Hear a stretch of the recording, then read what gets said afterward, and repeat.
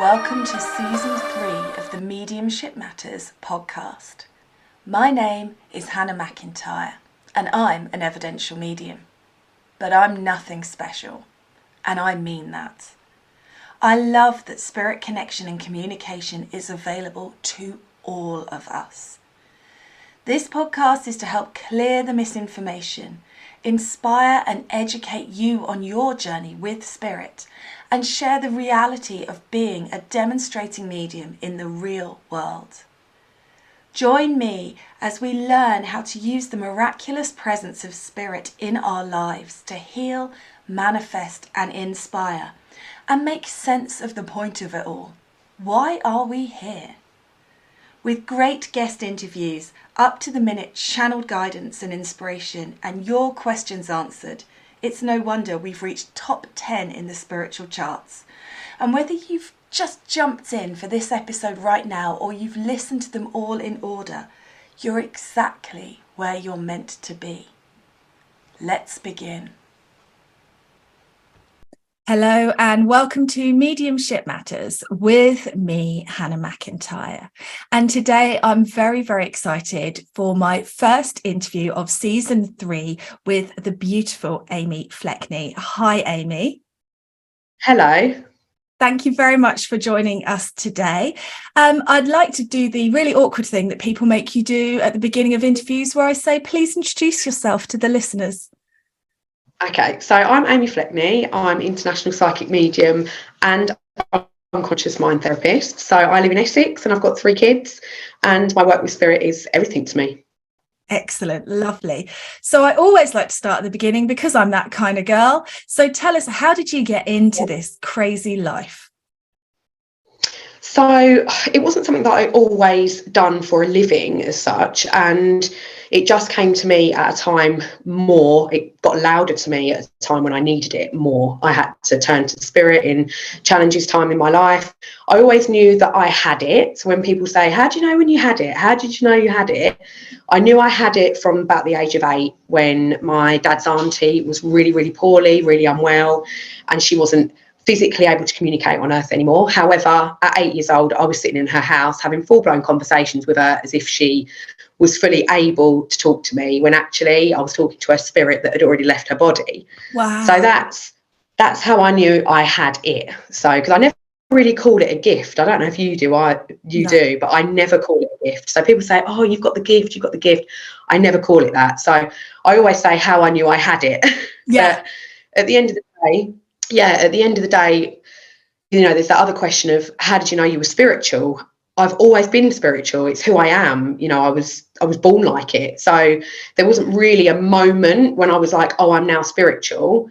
But obviously there was then a moment where it become my work, my business, and how I provide for my children. So yeah, that come much later. I done beauty therapy for a long time, and people would always ask me questions and stuff because I was still very in tune psychically, and I was very in touch with my nan when she passed. And I was a single mum raising 2 kids, completely on my arse, flat broke. And I was given an opportunity by a friend who is a psychic. She was just overwhelmed with work. She kind of knew that I had it as such, just from our talks and our conversations and just being in touch with the psychic network as such. And she basically said, oh, please, could you do me some readings? I've got so many, I don't feel very well. And I was like, shit, what? You want me to actually do some readings? Yeah. She was like, they're just emails, they're just online. And I was like, oh God. And she was like, go on, just do it. So she threw me in. I'm fortunate enough that my auntie is a medium. So my auntie, I've grown up with her. I grew up with her going to spiritual church as well. I love spiritual church. It's a very, I don't know if you find this, Hannah, but it's quite an old school medium place to be. And just sitting and watching mediums perform was always very absorbing for me. You know, I was fascinated by it. And my drive home with my auntie was always like my favourite part. And this is when I was like 12 years old. You know, I used to just want to ask her so many questions all the time. I was like a sponge to her being a medium and what she was able to do. So I did have her around me saying, just do it, Amy, just do it. Like, you'll be fine. And so I did it. And I did these questions, these email questions. And yeah, the response was amazing. I did really well. I then was allowing spirit to come in more, and I could hear them and I could feel them, and I was able to see them in a way and describe the, you know, people and places and all these things. So yeah, it was quite yeah, it was almost shit, I can do it, I can actually do it. And then it just went from there. I joined a Facebook group, become a proofreader on there, and everything was online, so I was very hidden in a way, you know, nothing was in person. So I felt that as a bit of security, and that enabled me to develop. I joined a small circle locally, and it literally snowballed in a matter of like 2 years. I went from one follower to a combination of like 50,000 followers. So my following's got bigger, which I'm really, you know, proud of. And I read for people all over the world like yourself, Hannah, you know, and it's amazing. And I'm just so grateful. You probably feel the same. Like, I'm so grateful. And then I was able to provide for my kids and give us security and stability. And that was everything to me. Amazing. So let's go right back to the beginning of all of that story. You're 8 years old. You're communicating with the spirit of your aunt. And now your other aunt is a medium. So were you able to express to your family what was going on, or did you have to keep it to yourself? How did that work for you? No, so I remember sitting at breakfast with like my parents, and me saying to Dad, I had a conversation with Nancy yesterday, and he was like, well, no, she had motor neurons disease, so she'd lost the ability to communicate, to talk. And he was like, no, you couldn't have. And I was like, no, I have. I've just spoke to her. I've just literally spoke to her. I've just been around there.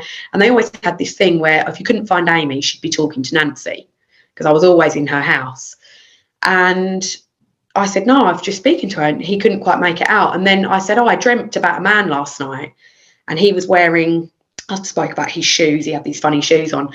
And it worked out that it was my dad's uncle who'd passed away many years before. Wow. And he literally just went, I think you need to speak to your auntie, as in my auntie was a medium. So he was like, I think you need to speak to who's his sister.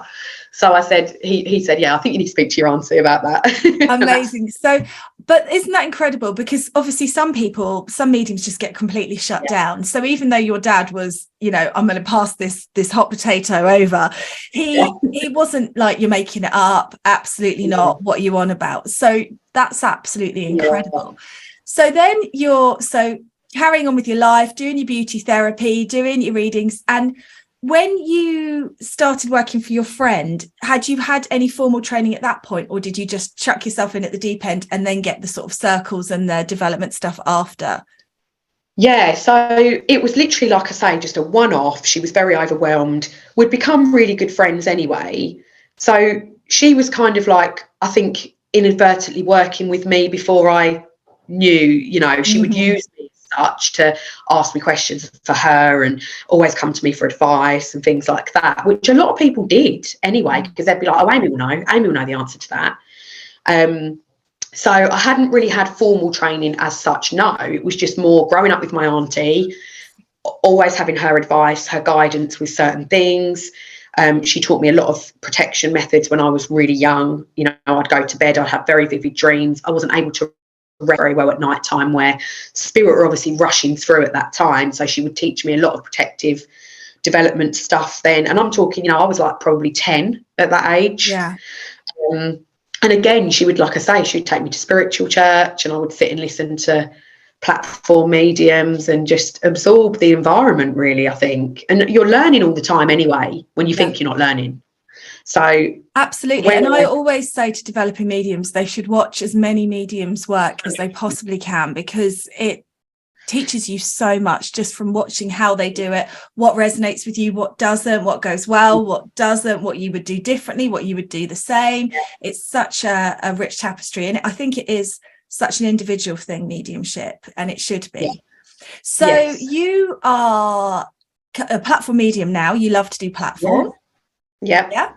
So we were just talking about this, and I said, we've got to wait for the podcast to be hitting record. So you're like me. You love audience readings, don't you? Talk to me about that. So again, I was given an opportunity. it's not a coincidence, as we all know. It's always like, oh, I can't believe that happened, but you know, I can. So I had some therapy actually, and my therapist, he was doing a hypnosis show, like a live hypnosis show, and he was like, you know, we were talking a lot about like, what's the dream, Amy? What's the dream? And I was like, I always see myself, you know, big audiences, lots of energy, lots of spirit to work with, all in one go, because that's where I love it. You know, one-to-ones are beautiful. They really are. Like, there's nothing quite like giving someone that message from someone, that pain of losing someone. You know, there's no words for that, but giving that hope, giving that teeny bit of like closure, comfort, whatever it may be, that there's no other job like that. There's nothing in this world that could come close to that, I don't feel. And I'm privileged, you know, I see it as a privilege that I'm able to do that, and I never ever take that for granted. So to be able to, when I was given this opportunity, he was doing a hypnosis show, he was like, well, why don't you come and do an hour? And I was like, again, all right then, I'll do it. It was a bit like when I was offered the readings, like the email readings, it was like, shit, okay, yeah, I'll do it, you know. But obviously I'm being pushed, you know, spirit are pushing me to do this, and I did it, and it was just, oh God, it was just so good. And I did really well, which, like you I shock myself all the time. Do you feel like that? Sometimes when it goes well. Yeah. Obviously, you know, spirit can be unpredictable, you know, and audiences can be unpredictable. For sure. You know, energy is everything. Absolutely. And if you've got an energy restricting audience, you can walk on that stage and think, fuck, where's this going to go? Yeah. Trying to do CPR to the energy in the room before you can even communicate with a spirit is always an interesting space to be in. Yeah, exactly that. Yeah. So, and you're like me, you're quite vibey, you like it to be quite fun and uplifting. And I think that can be hard for people when, and this is no disrespect to churches, but when you've been in very serious church settings and then you come to see me do mediumship and I'm like, oh, let's get the party started. I think it can be a lot for people. So they have to get to know us as well, don't they, as who we are.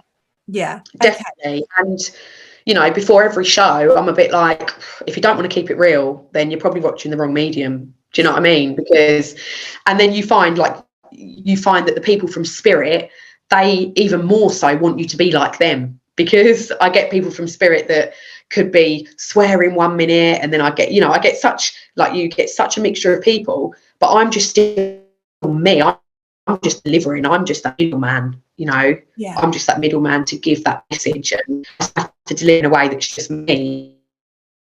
Absolutely. And I think there's a lot of I just want people to feel happy. There's that fine line between happy and sad. I was just saying that fine line between happy and sad. Yeah, sorry, you broke up there. Yeah, absolutely. It's such a funny thing, isn't it? And I agree with you with the difference between one-on-ones and audience, because for me, audience is more a celebration, and it's heartfelt, and it's moving, but it's also a chance for the spirit world to come in and show off and be themselves. I've had like flirty dads coming in who made me bat my eyelashes at them, and I think I don't know if you find this, but I find that the spirits that come in they're more my kind of people.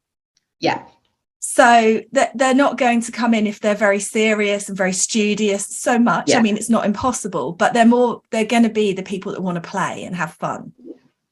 And I always say that to people, you know, when people come for a one-to-one and the person that they so desperately want to come through, if that person doesn't come through, I mean, someone will, and the message will be relevant. Absolutely. However, if that one person doesn't, then it's no reflection on how much they're loved, and it's no reflection on me as a medium. It's just, you don't speak to every single person on earth. You don't become friends with everyone on earth. So I always find that I get people come through that have maybe fucked up quite a bit on earth, that know that I'm not a judgmental person, and that there's nothing that could surprise me to tell me what they've done, you know. Mm-hmm.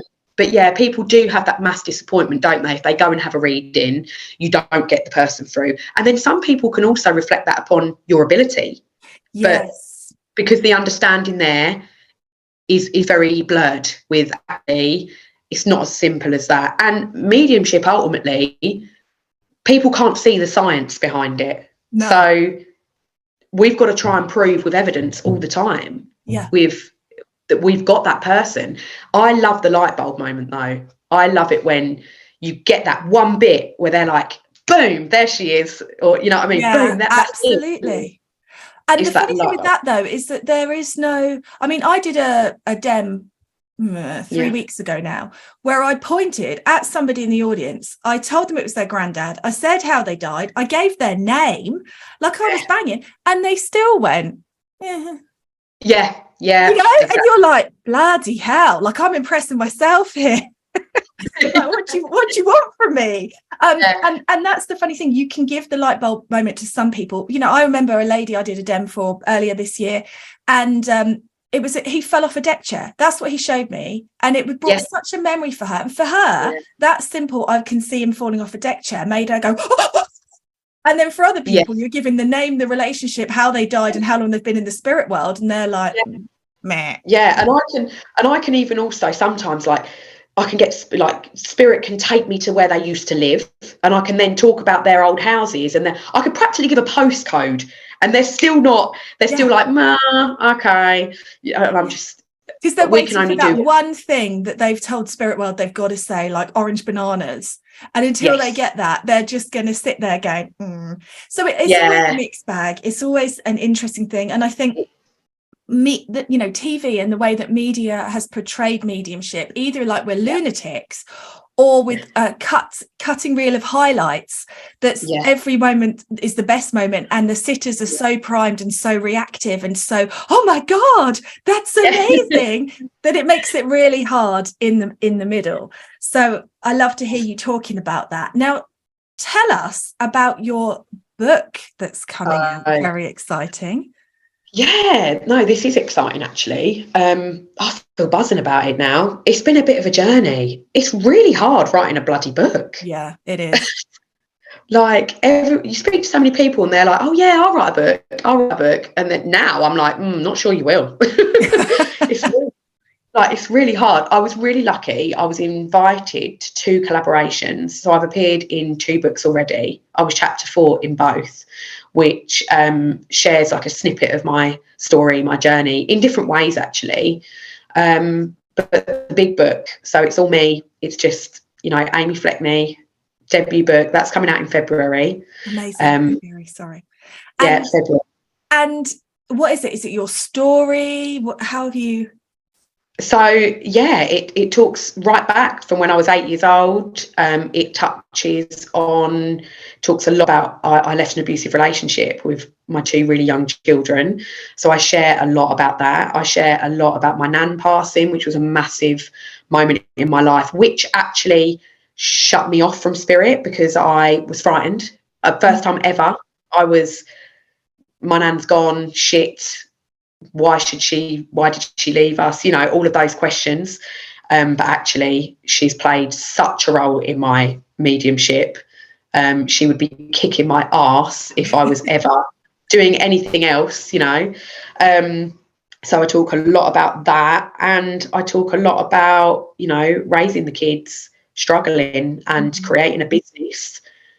Because my life wasn't always how it is now. And, you know, obviously I know you look on social media and you see all the glam of it, but, you know, behind closed doors, there is quite a story to how I got to here. And there's also a little bit of controversy with my new relationship.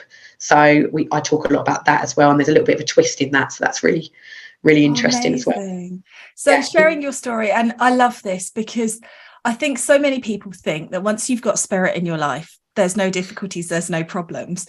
And there's me flailing around, like trying to stay afloat and not drown and going, what? Because we're here to learn, aren't we? We're here to endure and experience and grow from it. So I love that you're sharing that and telling everybody. So when in February, do you know the release date? I'm not 100% sure as yet. So it will be early February. It's definitely coming out. I mean, like I say, I wrote the book last year. Like the book's been wrote for like a year, but just getting it out into the world, the timing didn't feel right. I had to add a bit, change a few bits. You know, it's really tough. So to get it right. And even when you let it go, it's kind of like, have I wrote enough? Is it right? But I'm trusting. I'm really proud of it. Like I really am. I'm proud of myself. And I'm really excited for people. I just want people to know that when life is really shit and you don't think you're going to become something, you absolutely will, absolutely can, you know. And although, like you say, we are, you know, we're constantly working for spirit is pressure. There's pressure there, Absolutely. you know. Absolutely. We want to deliver every single time, whether we have 10 clients, 5 clients, 1 client. We want to deliver, you know, every single time. And that pressure never leaves. It doesn't, does it? It doesn't go away. It doesn't get better. You just learn to live with it. People say to me, "I know you've been doing it like whatever, years or whatever. Do you get nervous before every reading?" 100% I get nervous before every reading. But equally, you don't want that to go because it shows that you care. You want to do a good job. So yeah, I hear you. It's tough. So I will keep me posted when it comes out, and I'll share it on and I'll do a mention in the podcast, because this is coming out Jan, but obviously just to give people a reminder. Do you know where it's going to be available? It will be available on Amazon. So, you know, buy it from Amazon. You can buy it direct from me. So yeah, I'm excited. I want everyone to read it, and I want everyone to live a life that they love, you know. Absolutely. Absolutely. Fantastic. So I know you work, obviously, evidential mediumship. You also do psychic readings and that kind of thing. What is your, what do you want someone to know when they're coming, when they're booking a reading for you? What would you like to say to someone that's booked up? What do they need to do to prepare, if anything? So so if people want to book, everything's done through my website. You know, I've got my own spiritual centre now that I've opened in Takeley, Essex. So this is where I work from, which is amazing. Amy Fleckney World. And yeah, it's all about Amy Fleckney, isn't it? Good, why not? Self-love, baby. Yeah, exactly. And people can come to me. The only thing I always say is just, you know, start putting your thoughts out. You know, always start putting your thoughts out to the person that you want to connect with. I do, you know, like you say, I do psychic stuff. So people just want to come and get some life guidance, past, present, future, that sort of stuff, and not connect to spirit, because some people don't want spirit to come. Some people don't like it. Yeah. So if they want to just do some life guidance stuff, that can really help with just moving forward. With some people, you know, when you get to that feeling of like, oh, I don't know what to do with my life, or I'm stuck, you know, or whatever, they can just come and have some psychic guidance. That's always so helpful. So I just want people to come, be themselves, be real, and let's get this, you know, show on the road. Amazing. Amazing. Love it. And you also have a live show coming up in January. Yeah, that's right. Where's that? So that's in Harlow, Essex. So in Old Harlow, there's a beautiful little quaint theatre in Old Harlow. It's actually a bit spooky because when it rains and winds like loud, you can hear it whistling. Oh, nice. Oh, it's so weird. Like people, I've done it last time, and Storm Dennis was like taking over, and then all they could hear was like the howling. Everyone went, oh, and it was just amazing. So I'm there, doing the 28th of January, which is an evening, 7 p.m, and I'm doing the 29th of January, which is a 2 p.m. So I'm doing the 2 days. Matinee. Yeah, exciting. Lovely. Oh, I love it. Well, they're really lucky to have you. That's going to be exciting. So what would you say is the most important thing for any developing medium to know? Trust is a massive thing. You know, trust what you're seeing, what you're hearing, and what you're feeling. And even if it doesn't fit the person that's sitting in front of you, trust that the message will be relevant, because that person in front of you may well just have a connection to someone that needs to hear that message. Don't panic is probably another one. Like when you've got someone whose energy can be quite shut off, because people want to test us. Yeah. People do want to test us. You know, we're constantly under scrutiny if we're real at the end of the day. Yeah. Which I quite like that, really, because I quite like blowing people's socks off with things. And the non-believers are normally the ones that I quite like. Are you like that? It depends on their energy. If they've got a wall up that's too high for any man to climb, then no. But if they really want to believe, but they just need a bit of proof, like the kid in Polar Express, then I'm all over that. Love it. Yeah, exactly the same. So I would definitely just say trust. And another one is you're definitely not going mad. Trust and learn, never stop learning, Absolutely. Even the most famous mediums that we see on the telly, they're still learning all the time. They probably learn from us, because we all do things differently. And always just be yourself. You can learn from other mediums, but just deliver it in a way that and that will come naturally. Yes. Right. I think that's really important. It's funny when you see mediums working and you can tell who their teacher is, because they just do 100%. it as a version of that teacher, and you think then that it's fine what they're doing, but their mediumship will so improve when they work out who they are and how they want to work. Yeah, exactly that. And do you know what as well, like, I'm not shy to, I would join courses, I would still continue to go to Circle, I would still join development courses. I'm not shy, I'm not the best at everything, and I'm never going to stop learning. Even when I'm an 80-year-old woman still delivering mediumship, I'll still be trotting along to Circle, because there's still opportunity to learn all the time. Absolutely. Never stop. And that's what I love about it. You're never done. It's incredible, isn't it? So do you have like a daily spiritual practice, anything you do to keep yourself in alignment, or are you like me and really lazy? I wing the fuck out of it, to be quite honest. I've got 3 young kids. I'm running a household. I've got a dog. I am juggling a shit show. Yeah. The one thing that I 100% do every day is I practice gratitude. But I'm not going to lie and sit here and tell you that I meditate and practice gratitude in that way. I do it in my way. I'm doing the school run, and in my mind, I will be grateful for what's made me smile that day before. I'm always, I practice gratitude, and I always visualize. So every morning, every night, I do my visualizations, but that will always be me standing in the shower, because that's the only time I get peace to do my visualizations.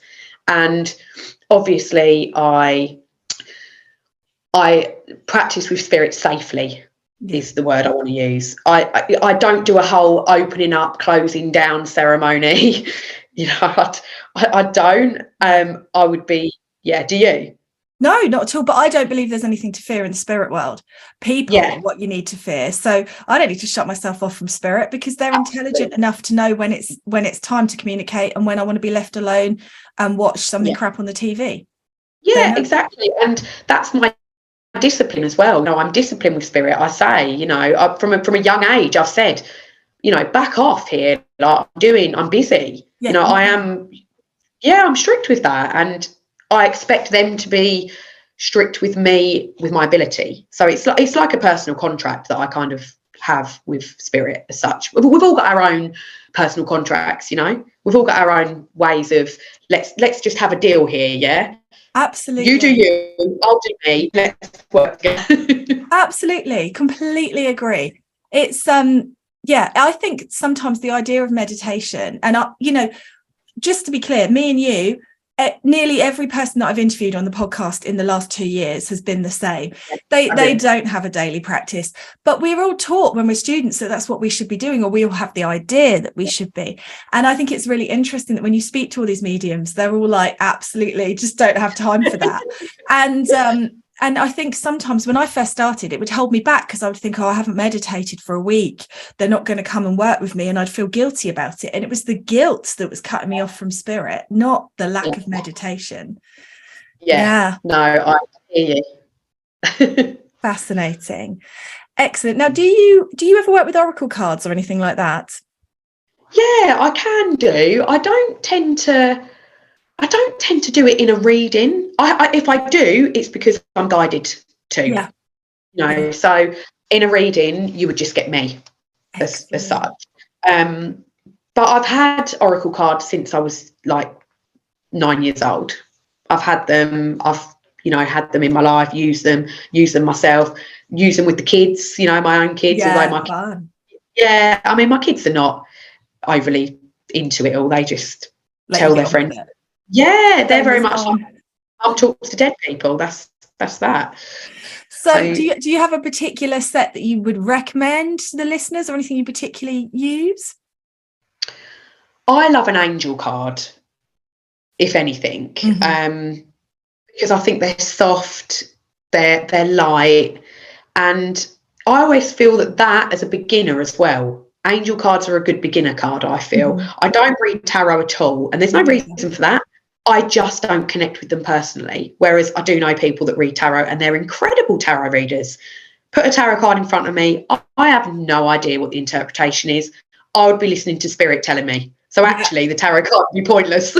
Yeah, exactly. I'm too lazy to learn all the meanings, so that's why I don't. I don't get it. I've never felt connected to tarot, but as I say, I do know some tarot readers and they're amazing. Yeah, but I love having one. Just not, it's not my bag. There's enough going on. Maybe one day. Oh, yeah, amazing. Thank you so much for sharing your story, a little bit about you and your beliefs. It's been really lovely to get to know you. Best of luck with your book launch. Very exciting. Break a leg in January. And thank you very much. Now, just to finish, can you tell us what your website address is if anyone wants to check you out? Okay, thank you so much for having me. It's just been really refreshing. Thank you. So my website is www.amyfleckneymediumship.co.uk. Excellent. I'll put it in the show notes as well. And thank you very much for talking to us today. Thank you so much.